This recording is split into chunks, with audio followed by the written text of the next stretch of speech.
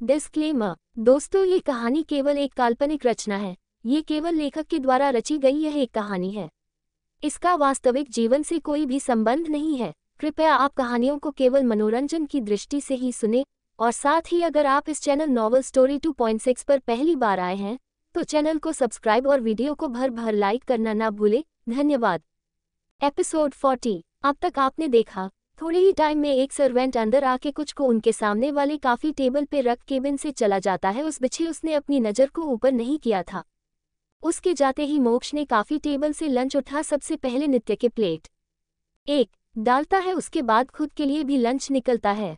फिर बिना अपने खाने को हाथ लगे वो नित्य की प्लेट को उठा लेता है। नित्य उसको कंफ्यूज होकर देखने लगी। आखिर ये उल्टी तो उसकी थी ना, मोक्ष ने इस क्यों ले लिया। वो कुछ बोलने के लिए अपना मुंह खोली ही थी कि तभी मोक्ष के प्लेट से एक लेते हुए उसके सामने कर देता है। नित्य एक नज़र उस बाइट को देखती है, फिर मोक्ष को। वो फिर से अपना मुंह कुछ बोलने के लिए खोलने वाली थी कि तभी मोक्ष उसके मुंह में खाने से भरे स्पून को डाल देता है।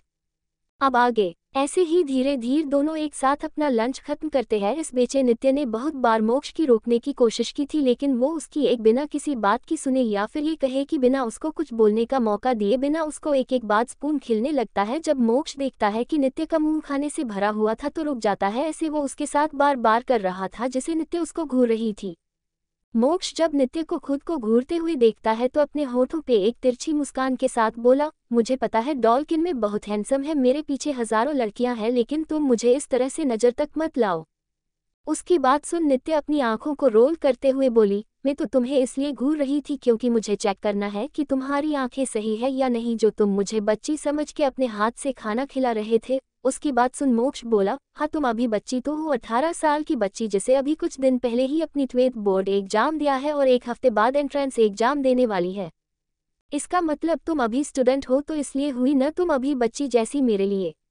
अब उसकी बात सुन नित्य फिर से उसको घूरने लगी। उसको समझ आ चुका था इस इंसान से बहस करना जैसे बेहस के आगे बिन बजने जैसा है, जिसे उसकी बात समझ नहीं आएगी। इसलिए वो अपना सर झटक के खड़े होने लगती है। उसके साथ मोक्ष भी खड़ा हो जाता है। नित्य मोक्ष की तरफ देखते हुए बोली, अब मुझे चलना चाहिए, कल हमें साइड भी देखने जाना है, तो हम कल मिलते हैं। इसी के साथ वो अपने कदम दरवाजे की तरफ बढ़ने लगती है।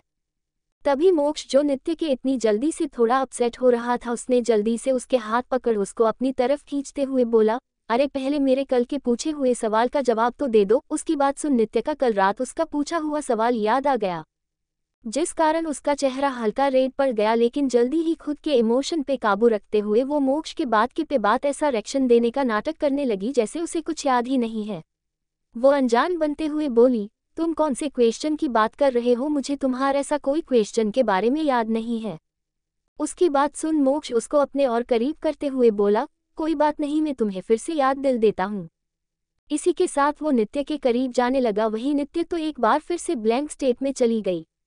वही उसको फ्रिज हुए देख उसके होठों पे एविल स्माइल आ गई थी, क्योंकि अब तक इसको समझ आ चुका था उसकी करीबी नित्य की सोचने समझने की शक्ति को कम कर देती है। इसलिए वो बिना वक्त गवाए इस मौके का फायदा उठाते हुए उसके होठों पे होठों को रख देता है और नित्य की आंखों को अपनी हथेली से ढक खुद भी आंखें बंद कर उसको किस करने लगा था। वही एक बार फिर से नित्य की दिल की धड़कन बढ़ गई थी, उसके पेट में बटरफ्लाई उड़ने लगी, उसको एक बेचैनी होने लगी थी, जिसे समझ मोक्ष ने अपने हाथ जो कि अब तक उसके कमरे पे थे वह से हटा के नित्य के हाथ को पकड़ लेता है और अपने सर के पीछे कर देता है। फिर जो हाथ उसके आंखों के ऊपर रखा उसको हटा के भी अपने सर पीछे कर देता है।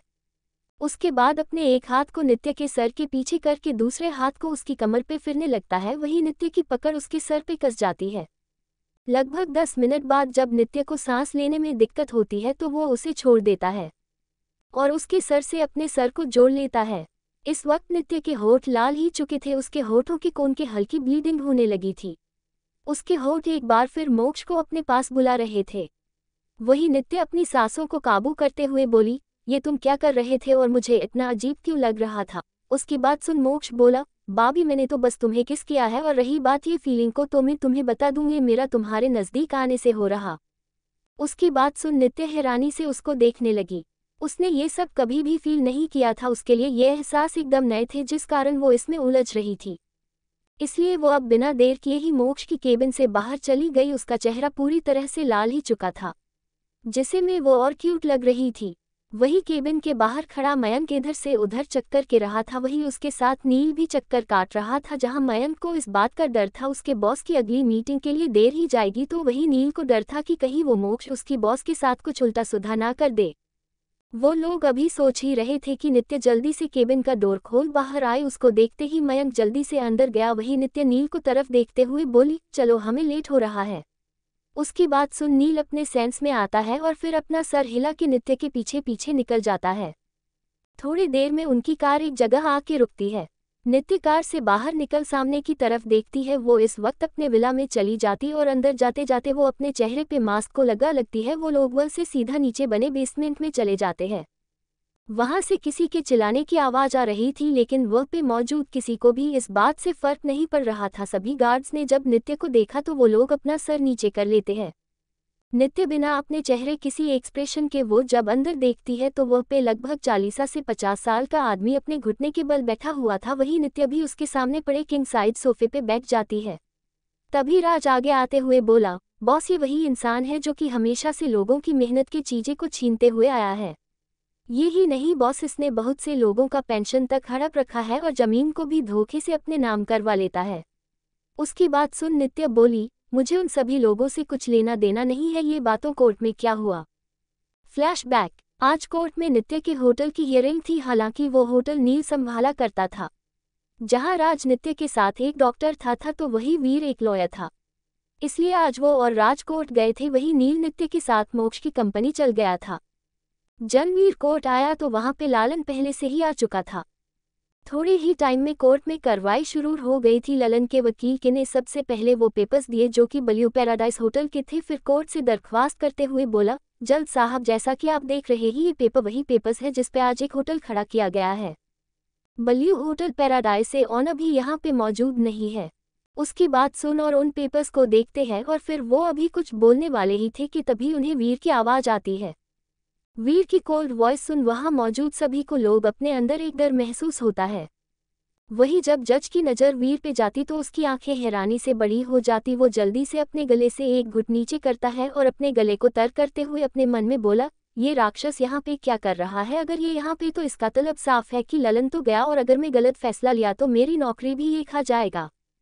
वीर पहले ही अनाथ था, लेकिन नित्य के सपोर्ट की वजह से आज वो इंडिया की टॉप लॉयर में गिनना जाता था। यही नहीं, वीर हमेशा से ही सही का साथ देता था। वीर हमेशा ही पक्के सबूत के साथ ही कैसे लड़ता था। उसके कोर्ट की कोई हियरिंग 1 से 2 बार ही होता थी। वो पीछे 3 साल में 50 के ऊपर कैसे लड़ चुका था।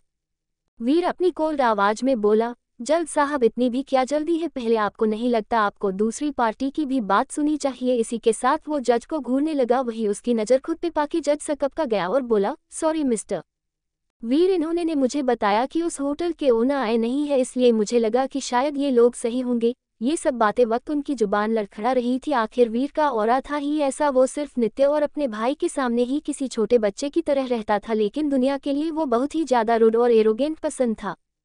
जज की बात सुन वीर बिना कुछ बोले एक पेपर्स को उनके सामने करते हुए बोला, ये उस जमीन का ओरिजिनल पेपर्स है। फिर कुछ पेपर्स के बंच निकल के देता था और बोला, ये वो पेपर्स है जिनको इसने धमकी देकर लोगों से लिया है।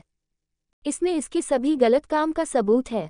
उसकी बात सुन और सबूत को देख। जहां ललन की आंखों में गुस्सा उतर आया था, वही जज अपना फैसला सुनते हुए बोले, लालन ने आज तक जितने भी लोगों से उनकी जमीन को बिना मर्जी की ली है या फिर उन्हें डरा और धमका के अपने नाम किया है, कोर्ट उन्हें आदेश देती है कि वो सबके पेपर्स और उनकी प्रॉपर्टी उन लोगों को वापस कर दे।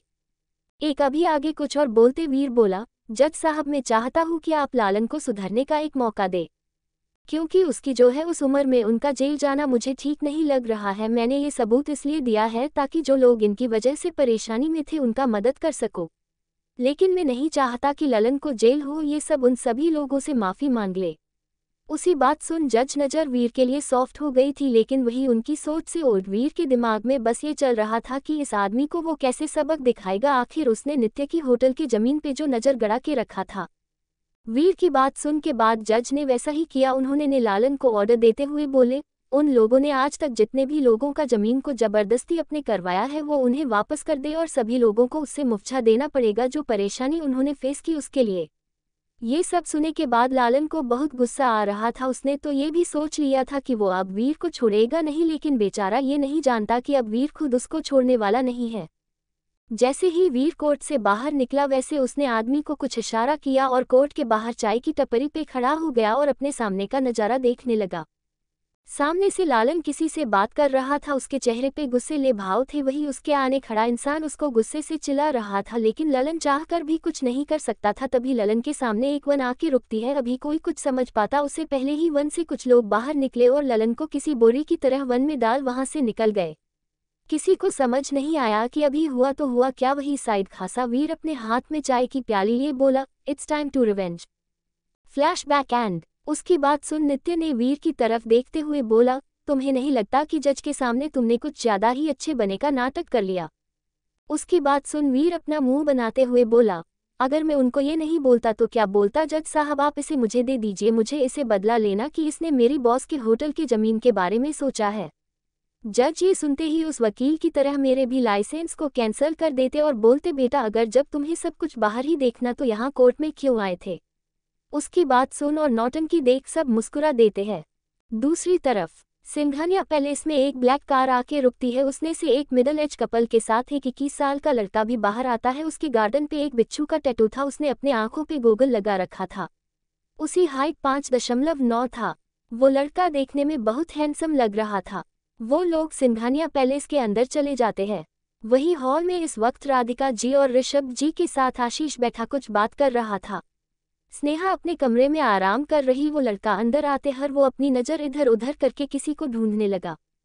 जब राधिका जी नज़र सामने की तरफ गया तो वो ऋषभ जी को कुछ इशारा करती है, जिसे समझ वो भी सामने की तरफ देखने लगे। उसके बाद वो दोनों अपनी जगह से खड़े हो गए थे। वही आशीष का मुंह बन गया था, लेकिन मजबूरन उसको भी खड़ा होना पड़ा था। तो दोस्तों आखिर कहानी में आगे क्या होगा, यह जानने के लिए इस स्टोरी को सुनते रहिए सिर्फ और सिर्फ novel_story_2.6 चैनल पर। और अगर कहानी आप सभी को पसंद आए तो वीडियो को लाइक, कमेंट और शेयर जरूर करें। धन्यवाद।